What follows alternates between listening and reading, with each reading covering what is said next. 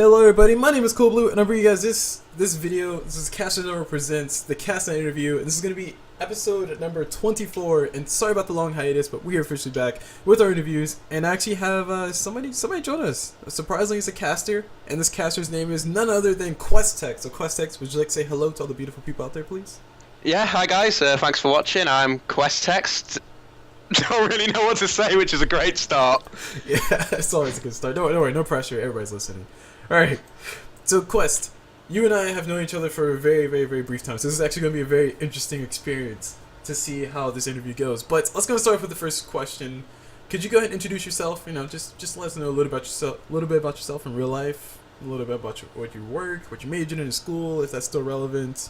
Okay, so I am 21 years old. I am in my third year of university in England, the merry old England. Nice.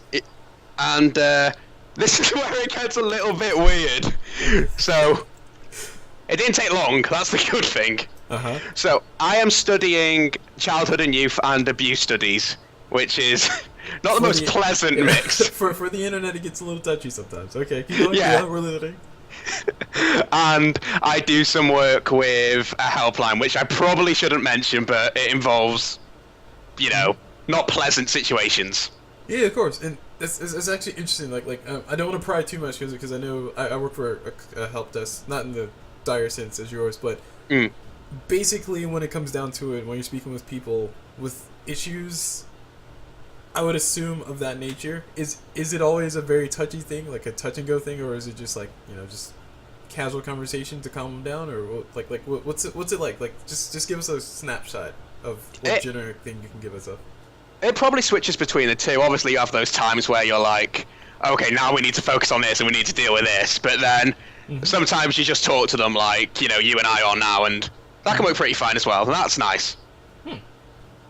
Okay, interesting. All right, guys. So if you need somebody, okay. See, I don't want to make any jokes because see, that would feel bad because I was about to make a joke about jumping off a ledge. Okay. It's a rough situation to be in. It's a rough situation. I want to be humorous, but I can't be about that because it's serious stuff. All right, so moving on from the serious stuff, what about, like, you know, you said third year university, so you're doing like work study type stuff, I'm assuming? Yeah, a little bit of that. Mainly just assignments and stuff, which is pretty decent because you get access to good internet. That's the big thing. And you can commentate Dota, right? Oh, and you can just abuse it and use it for Dota commentary, yeah. Was that 35 megabytes up? Okay. It's like 12 o'clock at night, all my flatmates are trying to get some sleep, they've got their dissertations due tomorrow, but this Earthshaker just landed an Echo Slam and people need to know. People need to know. Oh, speaking of which, oh my gosh, hold on. Alright, so we're getting really off track as far as our list of questions. But I do want to ask a question, because I went to your YouTube page. I actually went to it before you actually sent me the link, because I just, like, you know, just did a creeper type search on the people who said they want to commentate. And I was looking at YouTube page, like, oh, cool. All right, he's commentating. And it went like from, you know, nah, blah blah blah blah, straight up Toby times 2. So would you compare yourself? Would you compare yourself to Toby as far as the hype that you can put into a commentary? Not willingly, not online in front of people. I'm quite happy for other people to do it, but I think going ahead and saying I am the next Toby 1 might be a little bit premature. Might be excessive. Might be slightly excessive. All right, hold on. And I actually want to try to do something new. Hold on. Let me see if I can try to get a clip of that without showing personal information and stuff. Okay. Let's see. QuestText. YouTube.com/QuestText. All right, and while I'm waiting to do this, could I have you go ahead and jump into the next question of letting us know the next question, which I clearly know what it is. Where'd you get the name QuestText from? Okay, so I started off, this would have been at the very start of university, so about 2 or 3 years ago. I wanted to do a YouTube channel because, let's be honest, everyone wants to do a YouTube channel.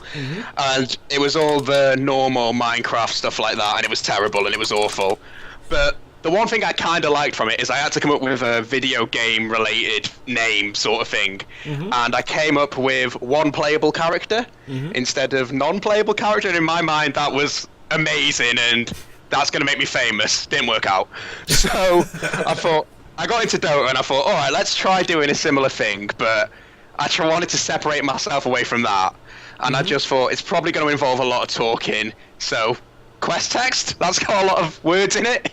Yeah, that makes sense. That makes a lot of sense. That's actually logical. It's more logical than mine's. Mine's is because blue is my favorite color. So that's simpler though. Yeah. But at the very least, you start off basically thinking, okay, you want to just promote yourself or put yourself into a realm to where your name will be relevant and unique. Is that kind of thing is going? A little bit, although now people see it and they're like, oh, do you play World of Warcraft? And I'm just like, no. And they're like, oh, did you play Dota when it was a Warcraft mod? And I'm like, no. It's like, nope, just Dota 2. Nope. Yeah. I was just like the sound of it. But hold on, question, were you in the beta? I actually can't remember if I was in the beta or not. I either joined at the very end or the very start of it coming out of beta. See, if you weren't part of the beta, then you don't count. No, I'm joking. I want to go ahead and say I wasn't. That's the safer side of it. No, it's okay. It's okay. Not everybody was a part of the beta. I'm shamed. You shouldn't be ashamed. But the main thing is that you picked Dota. Why did you pick Dota? My friend said, come have a go at this game, it's free. And then I said, okay. And 2,600 hours in and I'm still here, so... There you go. And let's go ahead and take a step back and ask the other question that I kind of skipped over. How did you get into video games in general? Okay, so I must have been about 5 when we went to my mum's friend's house, and I was just really bored and being a big pain, so they shoved me into this room with a Sega Mega Drive. Do you remember them? No, I do not. All I remember was SNES because I was one of those spoiled rich kids. No. It was amazing. It was so good. They had this bike game, and it was basically a racing game where you just attacked people. Oh, Road Rash. Yes, Road Rash. I'm so excited. I cannot contain myself right now. But it was great because, the graphics were terrible, which meant that it was okay to show violence to little kids. And correct. Yes, you're just like driving down the road, smashing someone with a chain, and I was like, this is what I want to do for the next 17 years of my life. That's right, guys. So when you have kids and you put them in front of Grand Theft Auto, they want to be... No, that's not true. Okay. It was just awesome, and from there, you get into more and more stuff, PS2, eventually get to PC and stop being a scrub. Yeah, PC Master Race. Speaking of PC, game-wise, what exactly is it that brought you to Dota? You kind of already answered, but just for the sake of me reading that question again. Okay, I could say what kept me in Dota, I suppose. Maybe there you go. Yeah, that's better. That's a lot better. What kept you in Dota? Okay, so I'd had loads of experience getting my ass kicked in harder single-player games, stuff like XCOM and that, where you're meant to die. Yeah. So I was sort of not put off by the fact that the first time I went in, I went 0 to 30 or whatever. 0 to 30, built Vlads on Sniper, and that's it. Yeah, but they were all Smurfs, so it's okay. They were all Smurfs, guaranteed. Of course, they're Smurfs. Yeah, that's a true statement. That's a true. I don't even want to talk about that. Actually, no, hold on. I will go on a tangent real fast. Have you ever made your own Smurf account? Oh God. Does it feel like when you play on your Smurf account, that's like the true professional Dota, like level 1. Okay, so I have a genuine reason for a Smurf account, though. I think this is the only time it's acceptable to have a Smurf account, is when you have a friend who's just trying to get into the game, and you don't want to put them off, so you sort of go, oh, I'll come into your game, I'll hold your hand a little bit, but it's more so you don't get 9 people who've played just obscene amounts of hours on there against you. Well, I mean, that is true, but still, we have to speak. Actually, this might bring us to another topic that we can actually just bring out from nowhere, because, screw the question. Let's go ahead and make our own. As far as the introduction to Dota, because I actually did have a friend who's trying to get into Dota. He actually likes Dota. He's playing quite a bit now, but he was a little bit off put at the difficulty curve. Do you think that's one thing that we could ever help to solve? We as in commentators helping people out, or we as in players in the community? I don't know, just whatever interpretation you can have of that. Oh, it's a good question. Purge, excuse me, has done loads with stuff like So You Suck at Dota series. That's pretty incredible, and you have loads of stuff, and then you get to more advanced stuff like Slasher's Way and stuff, which shows you more different ways of building the heroes, which I think is good, and you've got the builds in there. So there is stuff there, but the basic things we need to improve on is just the tutorial, because have you played the recent one? God, yes, I have, unfortunately. They're just they give you diabolical. Sniper. Yeah. They give you Sniper. Why are you introducing people to Sniper? Don't do. But yes, I have played through it, and I tried to be a baller with DK, and it was actually a very unique experience. But yes, do you think that's explaining enough of the game? Do you think the whole you can't play online until you finish tutorial is a good idea? I think it would be a good idea if the tutorial was good, but it's pretty diabolical, I'd say. It can definitely be improved on. I do agree. I do agree as well. And also the time length of the tutorial, do you think that's an issue as well? I mean, of course I do. I think 5 hours or 3 hours to clear a tutorial is ridiculous, but... Yeah. I can't remember how much of it's compulsory, but if it is like 3 hours, that's too much. Well, I mean, it basically is because like when you do the Dragon Knight one and then you do the Sniper one, those are probably about 30 minutes apiece, and then you have to play like 5 games with 5 different heroes. Yeah. Or say 5 1v1 mids, and then you can play against bots, and then you can play against players. If I was joining now, knowing what I know, I'd be happy for all of that. But the first time, you just want to get in there and have a go at it. Yes, I do agree. Alright. We've gone on enough tangents. Let's go and focus on the questions at hand. So the next question is actually going to get into how did you get into casting. But before we do that, I do finally have it set up. And by have it set up, I mean I'm going to try to set it up while I say I have it set up. So that way we can all check out that that nice little trailer that you have on your YouTube page. I think it's a beautiful trailer. And also, it also covers what I was referring to before. I was like, oh my gosh, do you see yourself as the next Toby? So no pressure. Just the whole internet's gonna go ahead and check out this real fast. Let me go ahead and see if I can do this without breaking things. Let's do window capture, Chrome, and yep, inner window. There it is. You guys can see it. Let's do full screen. Oh boy, Cool Blue didn't break it. It just might work, guys. All right, let me go ahead and pause the music. And we're going to turn this up. Alright, and if you don't mind, just silence on your side, and we're going to play it. This is going to be a big fight for Roshan. Before real coming in, they get the fissure, cuts everybody off from the team, and here they go. Chuck dives in, Global Silence comes out, they get the blind as well. This can have a big effect. Shadow Fiend gonna go for that Requiem, does land one, pops the Yules instantaneously. Here comes absolutely everything. Supernova flies, Chris is on the run. The Echo Slam catches 5-man Echo Slam, double kill on the Phoenix. Leader, so damn low, Finger comes out onto before real. Everybody is down here, you cannot stand to the Unicorns, they're just too damn fluffy. Phoebe on the run with that Ghost Stab, but before real solo, and they do bring him down for an ultra kill on August. What a fight! F you. I mean, come on. Who can't listen to that and say, oh my gosh, that sounds just like a cool... Okay, I don't want to step on my toes. That sounds just like Toby, or something similar, something along the lines of Toby-esque. Let's put it like that. Let's not offend people. I don't want to go into bad water. But just my favorite line. You just guessed out the unicorns. They're too damn fluffy. I was like, oh my god. Alright, so the next question I was going to ask you is, how did you get into casting? And I think that's a good leeway into that because I thought that was actually really good. I thought you did a good job on that. That was a really awesome piece of highlight. But how did you actually get into casting? This is going back a couple of months now because I've not been in it that long. It must be about 6 to 7 months, or getting on to the 7th month now. Mm-hmm. And I was browsing around Reddit and I saw that there was a Dota 2 cast it Reddit, which I highly recommend if anyone's trying to get into casting because it's a really good starting point. Mm-hmm. And I just saw it, I was like, oh, this is a thing that people can do and anyone could just have a go of it. So I booted up a random game, I tried casting it, was awful on it, and just no hype, no analysis. It was horrible, and it's been deleted from my YouTube page. I'm sure someone can find it if they wanted to. But honestly, I don't know why you would. It's that bad. But basically from there, my friends found it, which is never good. And I like to say my friends are my first haters, because they basically tore me apart for it. And I was thought, okay, so that wasn't very good. But I didn't go away and give up. Mm-hmm. I sort of came back and said, let's try a different style. And this time it seemed to get a bit of a better response. Mm-hmm. And then, round about the same time, a tournament came up on the Cast It page for Ability Draft. Really? And, there was one of those? No.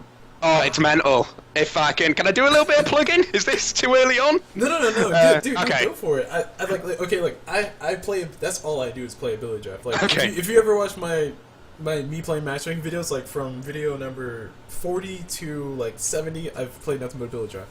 Okay, well, on my YouTube channel is the playlist for that. For that channel's ability draft tournament. I think there's like 10 videos there or something, but it's 5 or so games in each one. But basically, it was a Russian tournament, and they were after English casters, so it was. You could be fairly low skill because all they wanted you to do was speak the language. And I was, well, I can kind of do that, so let's go for it. And I got put in it, and we started off with just doing the lower ones. And starting off, so we weren't on the Twitch channel, we were streaming on YouTube, which wasn't the main place for the viewers, but that was fine. And I was working with a friend of mine. And after the first day, they came up to us and said, do you want to go on our Twitch channel? We liked what you did. So I was like, hell yeah, let's go ahead and do that. And then we went on there, and we started doing some just normal casting, me doing some of the hype, him doing the analysis. And then about halfway through, he got sick, and he had to drop out. So I was like, okay, I guess I'm going solo. And we gave it a go, and it almost sounds like a bad thing to admit, but a lot of the time I do prefer solo casting. Right. Because it's okay. I feel like it's great if you can have someone to pass over to, particularly during pauses. And I have worked with people who are great, and I've worked in like the analysis situation as well, which isn't my best spot, but I've done it, and I'm happy to do it. But when you're solo casting and you don't have to worry about talking over each other, and you can just carry on with your train of thought, I think you have a lot more leeway, and most of the time it works pretty solidly. But yeah, that's how I got into it, basically, just lucky timing and taking a shot. So lucky timing and one good experience as far as a casting in a tournament. Yeah, that was incredibly lucky. Right, nice. I mean, sometimes there's random things, like, Yeah. 2 random things join together, and next thing you know, QuestText. The Warcraft player. No. Yes. Alright, so moving along the list of questions, because we're on question number 4, guys.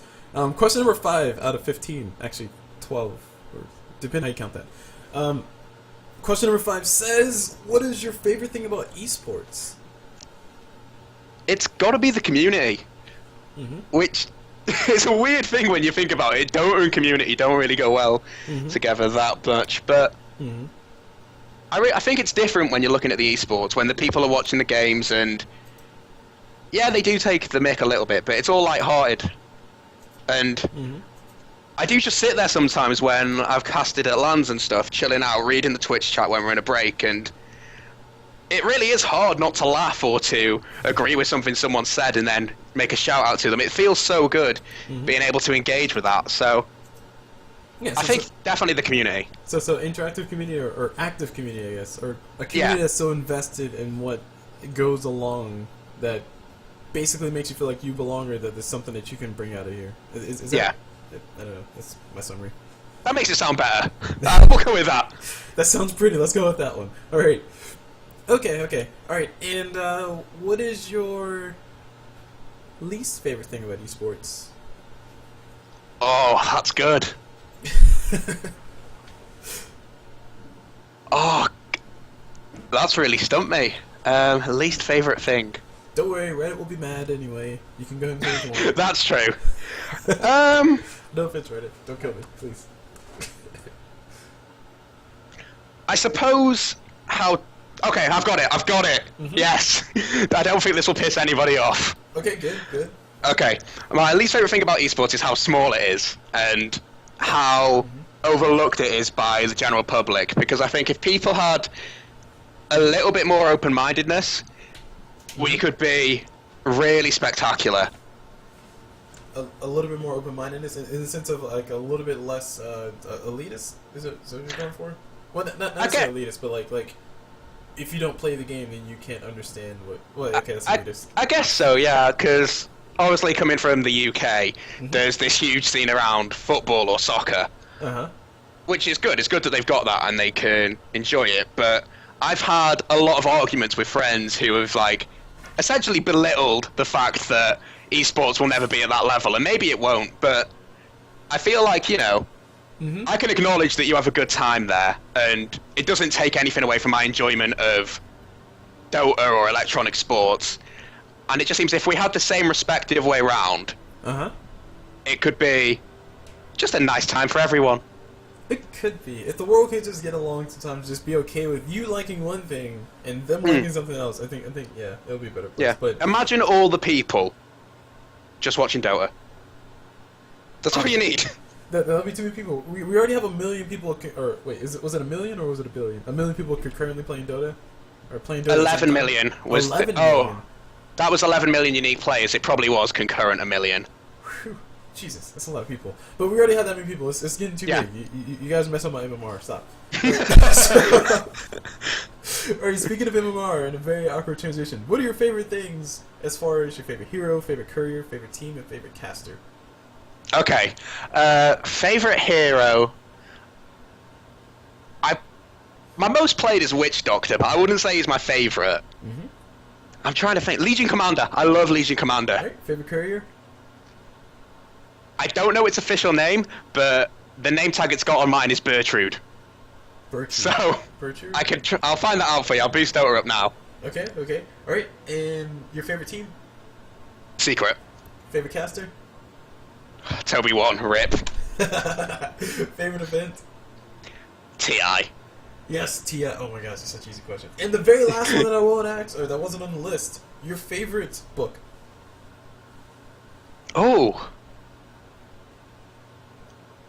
I used to read a lot of, you've probably never heard of this, I used to read a lot of Artemis Fowl, which, like, this little kid's book about, this is going to sound terrible now, but it was really cool, that's what you need to know. It was really cool, really awesome, and don't judge me, but it was awesome. But it was about this evil boy genius who had this really macho butler who, like, kicked the hell out of people for him, and he captured a fairy. But it's it was a badass fairy. It was like Puck with machine guns. That's the important thing. Puck with machine gun. Okay, good analogy. Good save. I feel like if I started picking on Puck with machine guns, that she was a fairy or it was a fairy, then yeah, I feel like I would be in the wrong. Yeah, that's the next Arcana though. Puck's just coming out with a Tommy gun and a fedora. It totally happened. I mean, we got T-Rex Void. Come on now. Oh, that looks beautiful. I know. I'm surprised how many people said they would like a T-Rex Faces Void. That's actually really weird. Yeah. I was reading it on Reddit the other day. Sorry, tangent time. But I was reading it, and they want the T-Rex to be a courier as the walking version, and then they want the flying version to be that massive mix of animal things that they had. Oh man, that's what I love about Valve. Okay, a tangent to your tangent. There was actually a video. Valve did like a press release talking about things that they've done interacting with the community to help build their own games and help build their community. And there's a lot of times where Valve will hint really hard at something, then they're not really hinting hard at something, and then the community just blow up about it, and then Valve's like, "Oh, that's a good idea." Like a case in point. Have you ever played Team Fortress 2?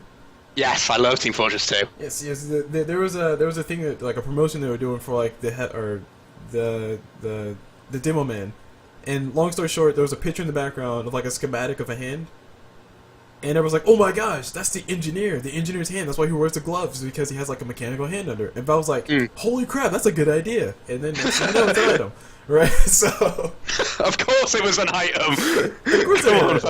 It's either that or a hat. I mean, shoot. Yeah.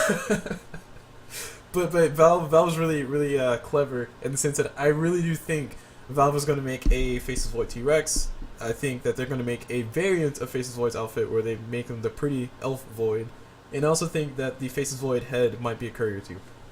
Yeah, that looked pretty awesome. I love that. I mean, if Pudge can have a Pudge thing, I'm just throwing it out there. Anyway. Yeah. Alright, okay, so go ahead. I went ahead and removed the name tag from my courier to find out what it was, so that's 69 pence down the drain, just first off. But it's called Val the Animated Construct, and it's really awesome. I've not seen it in many games, but it changes how it looks on Dire and Radiant, which is great. There's the Googling. I'm not Googling, shut up. No, that's not my loud keyboard. Oh, this looks really cool. It's beautiful, it's awesome. Oh man, this okay. See, I have my Greevil for like the longest, so I can't replace my Greevil. I'm sorry, but it looks close to being able to replace my Greevil. Yeah, I have got I just want to count this. This is like the confession of I'm a big loot whore. But I have got, I think, around 30 couriers now. And I just have them all on shuffle. Only 30? Only 30, yeah. To disappoint. Only 30. I'm disappointed. Only 30. Dude, 30 couriers? Holy crap. So let's have a look. Sorry, 51 couriers. Oh, okay, 51. That sounds a lot better. That's much more reasonable. We can tell that you're an intelligent person. We can tell you're committed to your Dota. But no. See, there's no problem with having that many couriers. Question, how did you get those couriers? Did you buy them all, or did you get them in drops? Did you get them in trades? I started buying a lot of stuff, and then I discovered the community market. And that's amazing, isn't it? My wallet has never recovered. It's just... It's awful. It must have been about 40 couriers in one day. And then as stuff came out, you buy the chest, or I buy the chest. I guess not everyone does, but I certainly buy the chests, and occasionally you get the rare courier from that and stuff. And go ahead. Next thing you know, you're just drowning in cosmetics. Yes, you are just drowning in cosmetics, and that actually brings me to another point, where we can kind of get things a little bit slightly on track to the main line of questions, but this question that a lot of people were very fearful when Dota first started, that was going to be free to play. The effect of buying things versus the effect of gameplay. There was a lot of stink a while ago about the Phantom Assassin Arcana, where people thought that they wouldn't be able to take part until the Phantom Assassin thing unless they bought the Arcana. So stuff like that. What kind of impact do you think that's had on top of the community in general? Like that attitude of, we want the game to be basically anybody can access it, and we don't want to be pay to win. I think it's right, because that is the core concept. That's how I justify spending as much money as I have on Dota. Because there's always the option not to do it, and up until very recently I was a big Valve fanboy, and I was more than happy to just pour money at them and get a nice pretty Crystal Maiden in return or whatever, but they've been playing a bit fast and loose lately with some of the stuff, with the PA Arcana, with the Crystal Maiden Arcana as well. They need to go back to how they were. None of these locks on trading, just have fun. Okay. The lock on trade I can kind of understand, but then again, yeah, I do agree. I would say it's a dastardly balance, or a deadly balance for Valve to try to balance out the trade and the actual things. But community wise, a positive impact, a negative impact. So you think it's an overall slightly negative impact? I would say so, yeah. I'm not too sure how to justify it. I just think that things were fine, and they tried to fix something that wasn't broken, and everyone knows the reason they tried to fix it was just for more money. Yeah, just for money. Valve wants to sell you more hats. Yeah. Okay, speaking of hats, let's go into casting, because that's a totally great transition. Alright, so what is it with your commentary style? What is it with your commentary, or with your commentary experience, that you actually like about casting?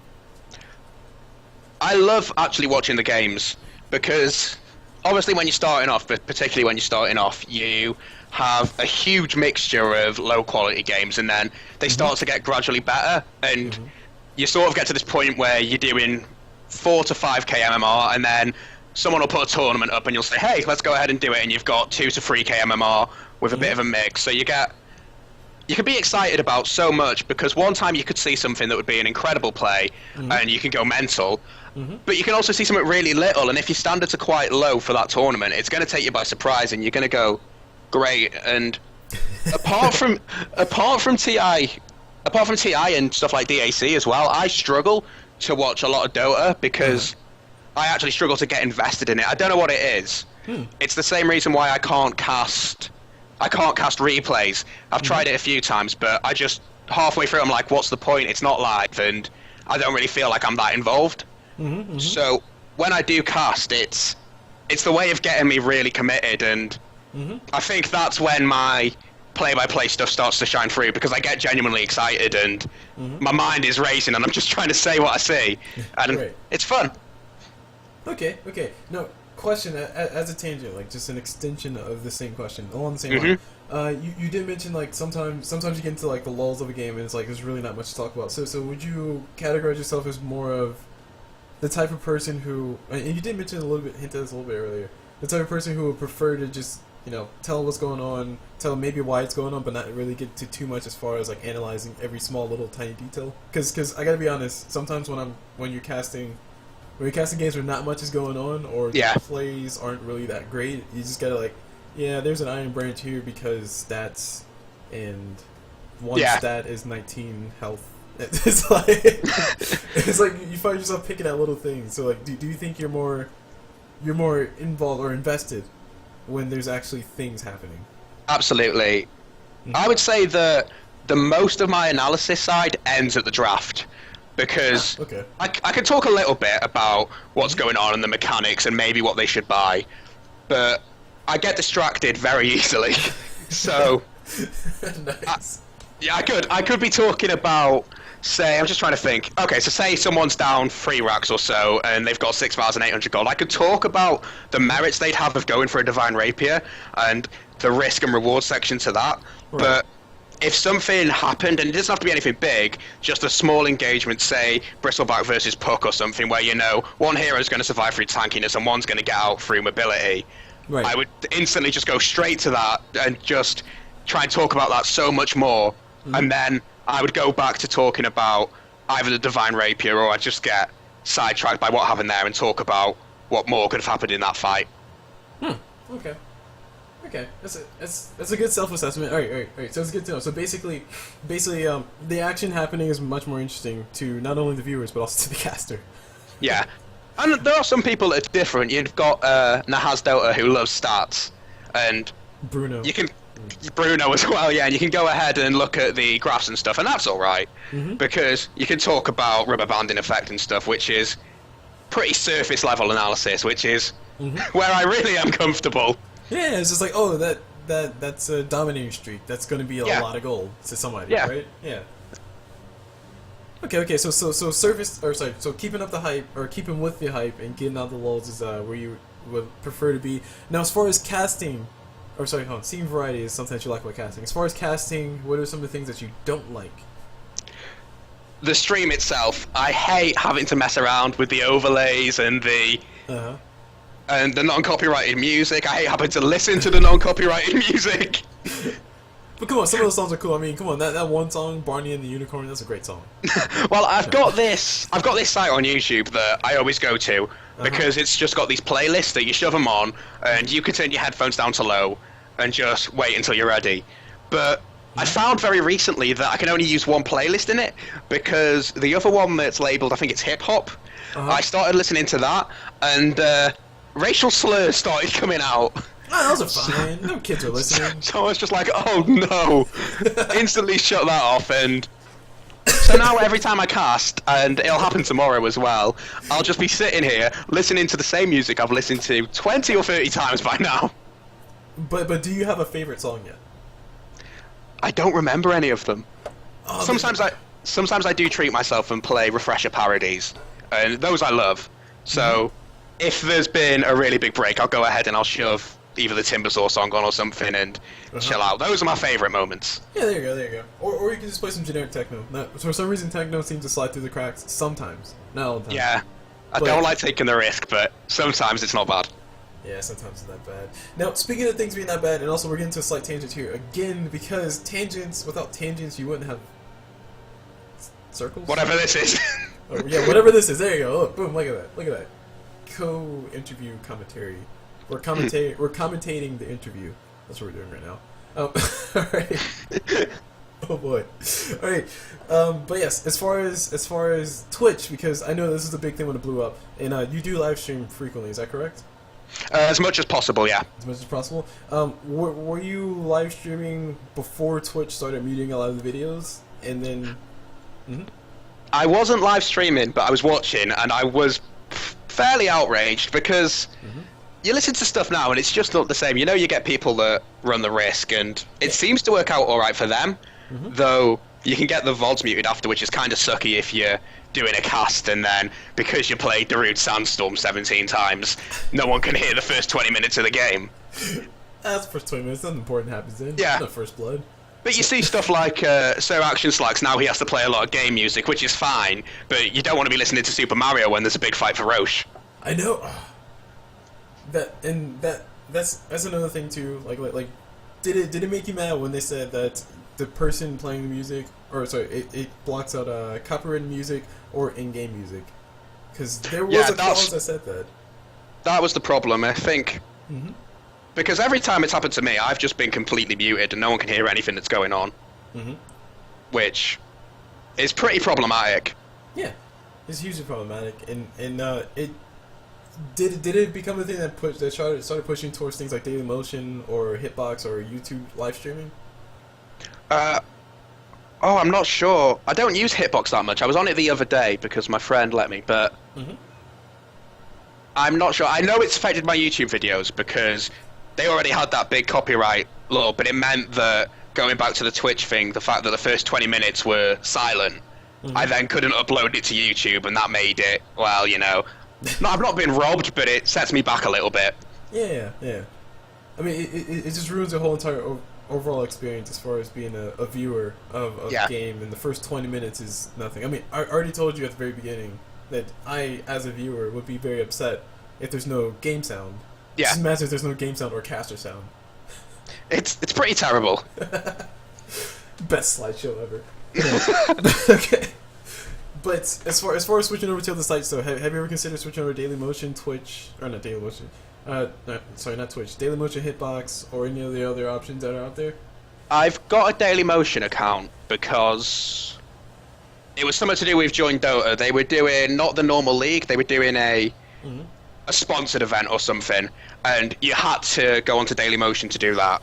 Yeah, I remember that. So I think I've streamed to Dailymotion once, but as for everything else, there's more competition on Twitch, but I think there's a lot more reward there as well if you do a decent job, so I'm quite comfortable sticking to that. Alright, so I think it pretty much wraps up for a talk about Twitch and live streaming and the CasNet experience. So, speaking of wrapping things up, let's go and move on to the next part. So, could you let me know? Could you let me know the benefit of casting multiple games? Because if I'm not mistaken, you did say that you casted or commentated on multiple different types of games. Is that correct? You mean as opposed to just Dota? Yeah, as opposed to just Dota.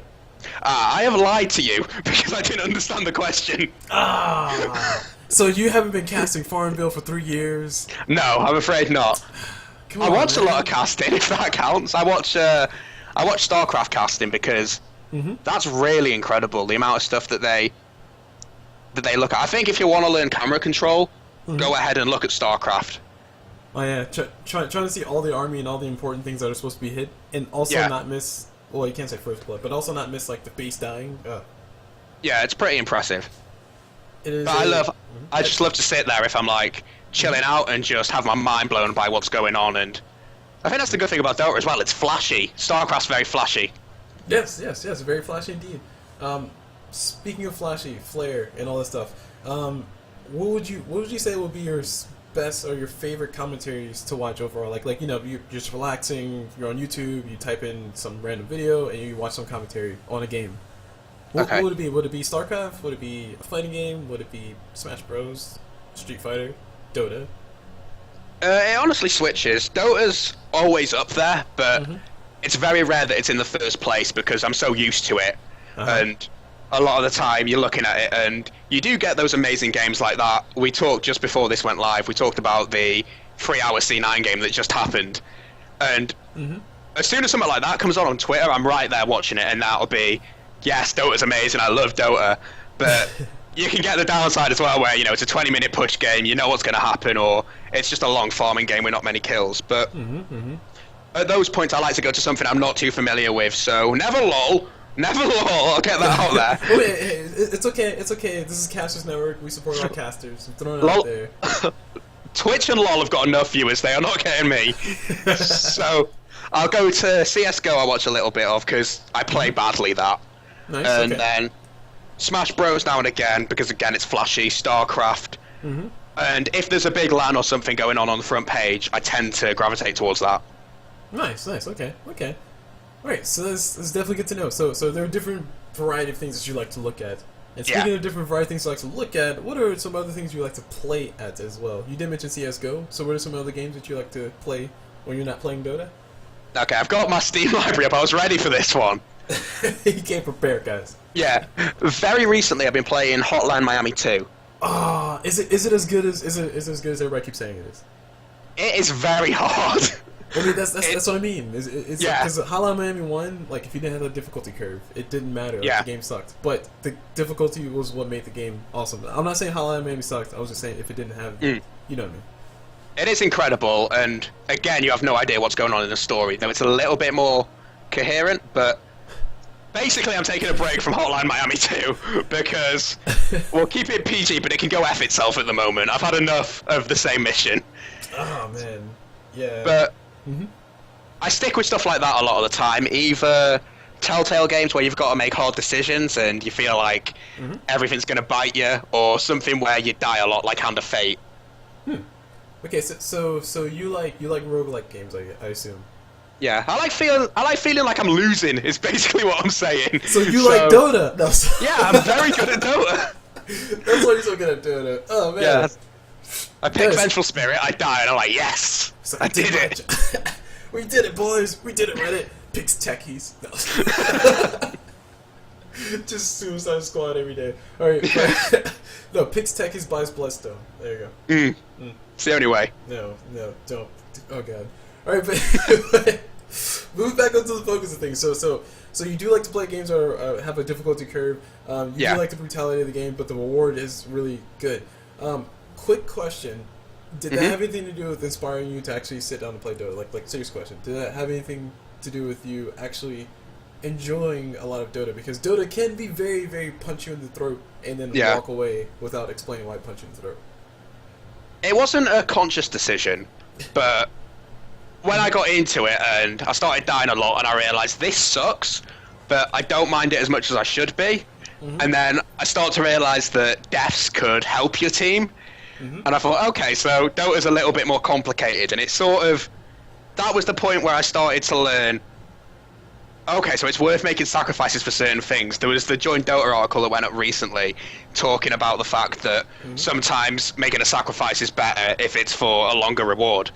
And when I started to realise that, that's when Dota clicked, and that's when I started really pouring time into it. So I think it boosted it. It was the catalyst for me enjoying Dota. Yeah.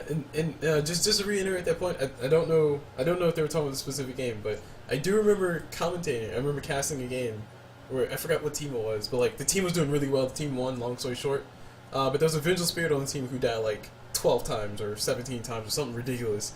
And there's a Slark Instantly on the team. MVP. There was a Slark on the team who died 0 times. I was like, and I made a point to point out that Vengeful Spirit, even though she's died 17 times, Slark has died no times.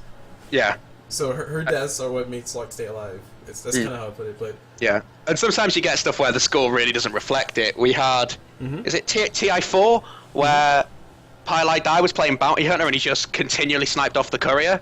Oh man, what's my name? Yeah, and at the end they said, you know, he was the MVP. His score looks awful. It looks like he did nothing. His goal per minute and all that is terrible, but he stopped them getting the items. We won the game because of that. Right. And there was a game just recently. I swear I just watched it. Really? There was something. I think Beyond the Sun casted it. No, Toby casted it. It was. Oh man, it's gonna bother me now. Long story short, Bounty Hunter just continues to do that. Shadow Fiend couldn't get his items, and I think his Bounty Hunter's team ended up winning. Yeah. But yeah, courier sniping is a big thing. The small sacrifices, the little things. So the little things that make it more complicated than it should be are the things that draw you to Dota, and also to all these other games like Hotline Miami. Yeah, it's cool. Okay. Alright, so what other things do you do with your life outside of play Dota and commentate? I was dreading this question because I really don't have an answer.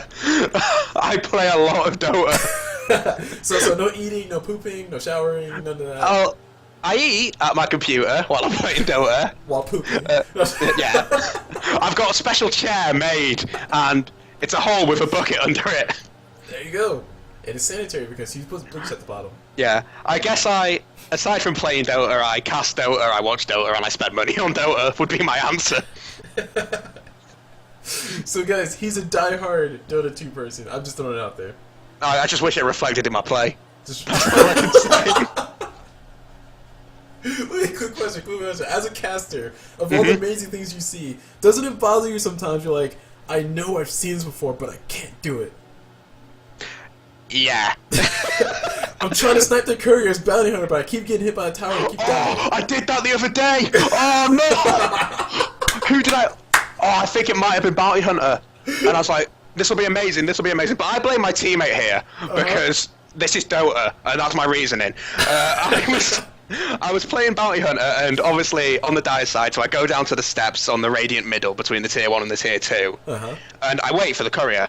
I must have been there from about 30 seconds into the game to 2 minutes into the game, and I made a point at the very start saying, look, mid, let them get some farm because I want to go for the courier snipe early and then get into lane and get some experience. Yeah. And they were like, okay. So I'm waiting there, and I must be there for about at least a minute and a half, because we're getting to the 2 minute point, and I'm like, what the hell is going on? Where's their courier? And I go, I'm going to give up on this courier for a minute, because it looks like he's just not picking up his bottle. And the mid hero goes to me, oh, he's got his bottle. And I lost my stuff. I was like, what? I was so angry, and I was like, he's got his bottle. Yeah, for how long? About 45 seconds in, so I don't know what happened with the courier, but I was so mad at the mid hero for not telling me. Yeah, communication. That's. I was furious. Oh, so I bought a 4-staff and threw him into mid. No. There you go. Hey, 4-step Blink Dagger Bounty Hunter is legit. Yeah. Don't forget your Dagon 5. You need your Dagon 5 and your E-Blade. Oh, Dagons. We'll have to move on because I'll just talk about Dagons all day. Oh boy, difficulties and difficulty curves. Alright, move away from difficulty curves. Talents. Interesting talents. In real life, you have a talent that you can tell the internet. Do you have any interesting talents that you can tell the internet? Oh, this is making me just saying, the internet sees your picture of Jenga, and I'm pretty sure they're talking about Jenga and not the I can stack Jenga pretty high. That is, I don't want to brag, but that's not even the full photo. We had to crop some of that out because we couldn't fit the Jenga in.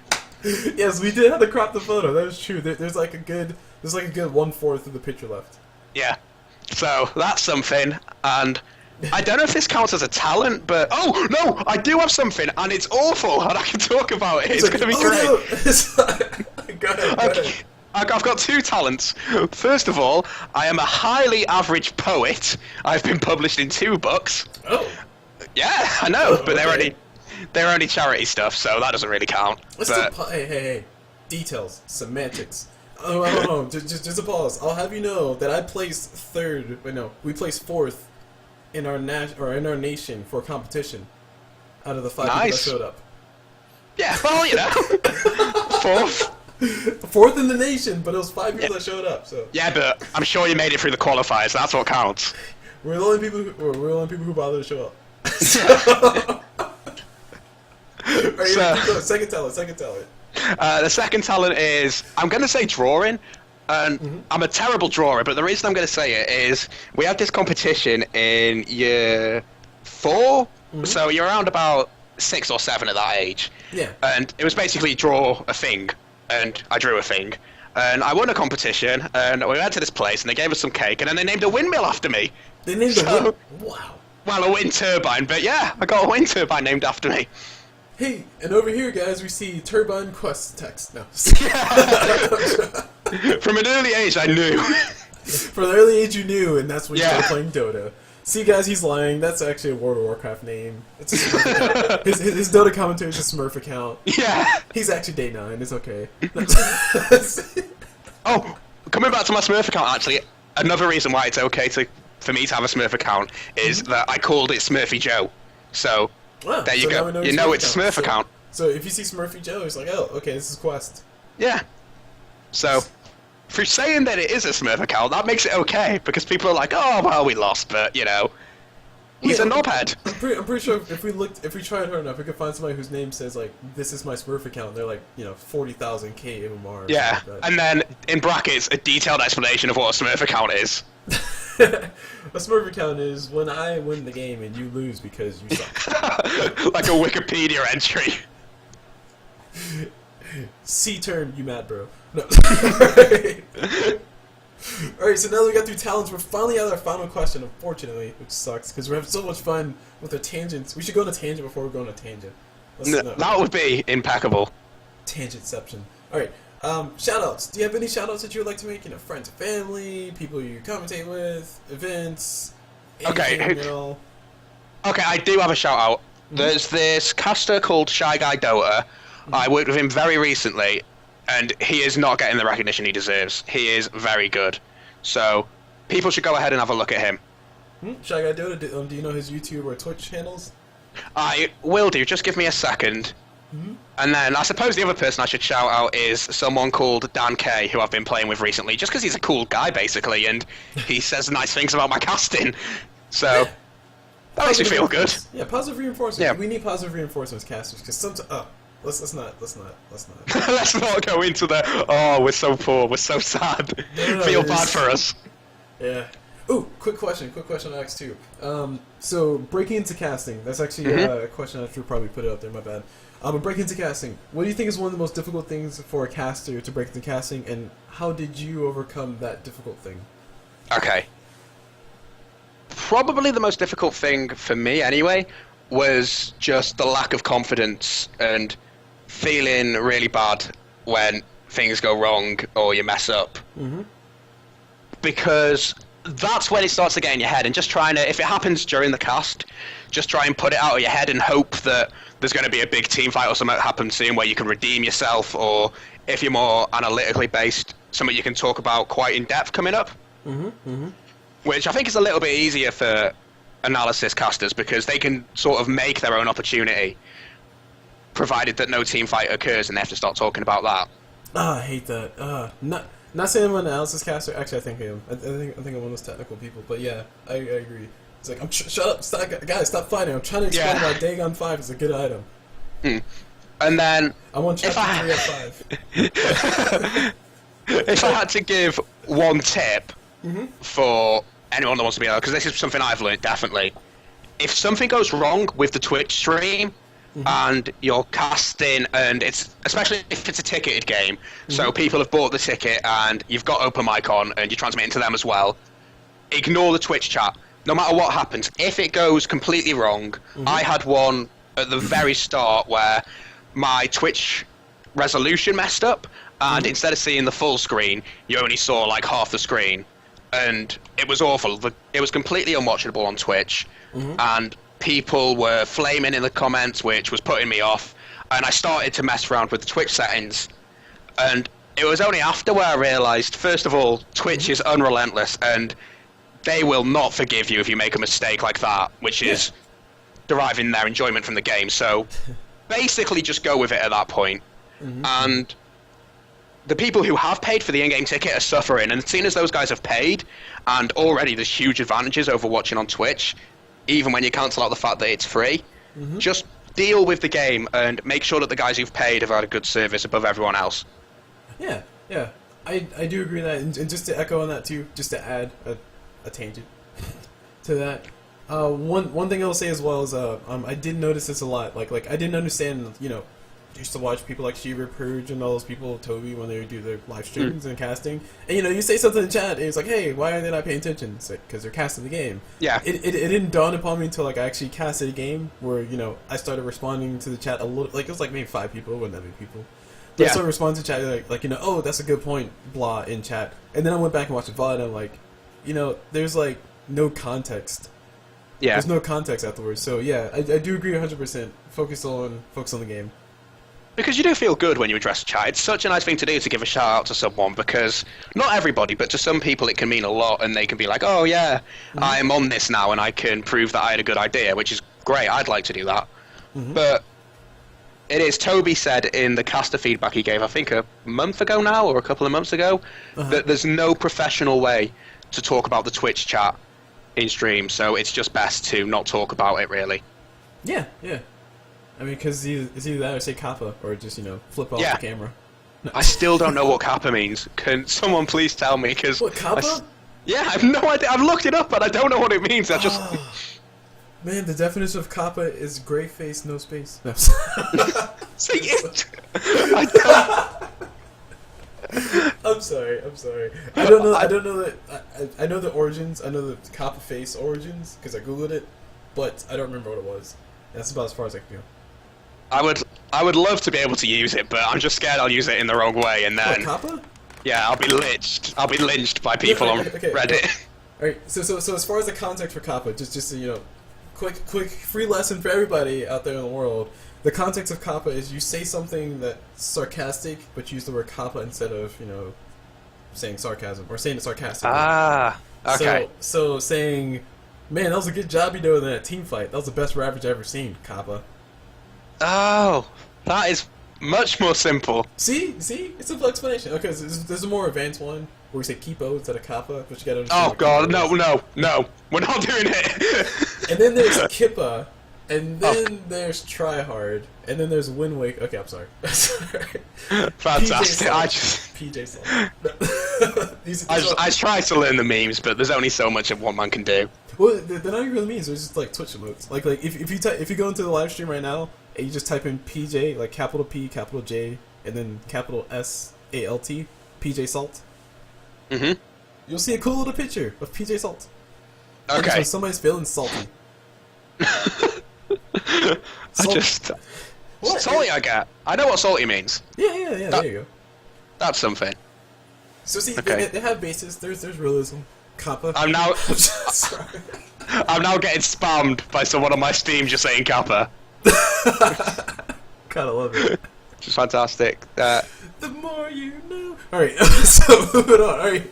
So it's gonna be the first video. I think unless we have Bible Thump. There's no context for you. Darn it, it would be funny. It would have been funny too. You can insert a laugh from previously. Okay. LOL. Right, we'll sort it out in editing, it'll be fine. There we go. Yeah, we'll just like edit it with some janky audio.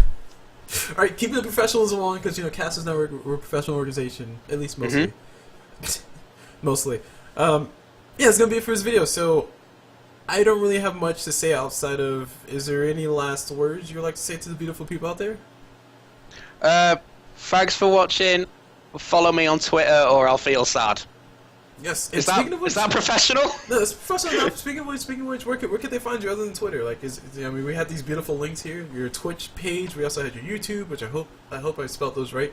And we also have your Twitter. Where else can they find you if they wanted to? Those are the best places. Steam.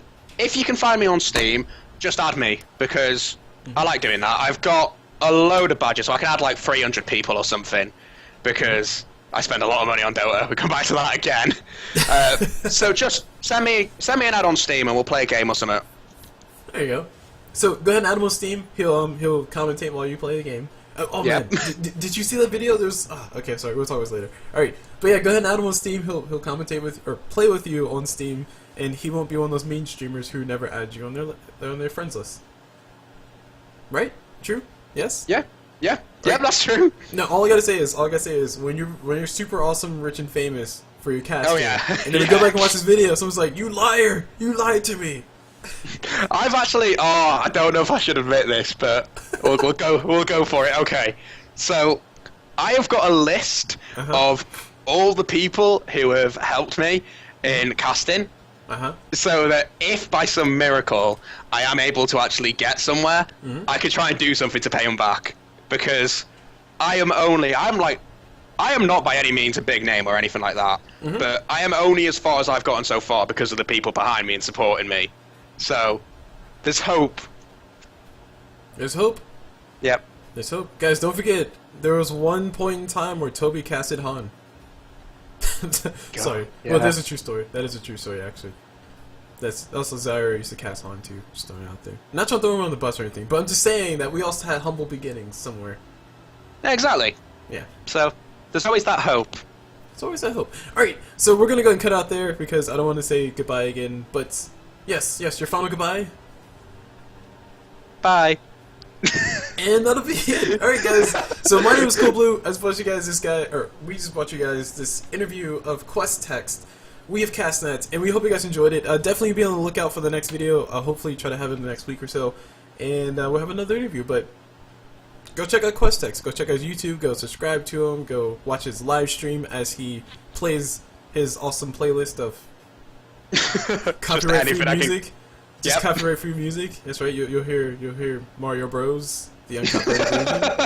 And yeah, continue on. Follow him on Twitter as well. Twitter's a very important place to follow people too, because you can find out all his tweets. Is that a good place to follow you to find out when you're posting things? Yeah, if you want me to, obviously follow me on Twitch or whatever. If you want just the updates of when I'm going live, but if you want prior notice, that's where to go, because I'll always put it up before I go live on Twitter. Yeah, okay. Alright, and we're going to end the video there. So, like I said, hope you guys enjoyed the video, and as always, we will see you guys whenever.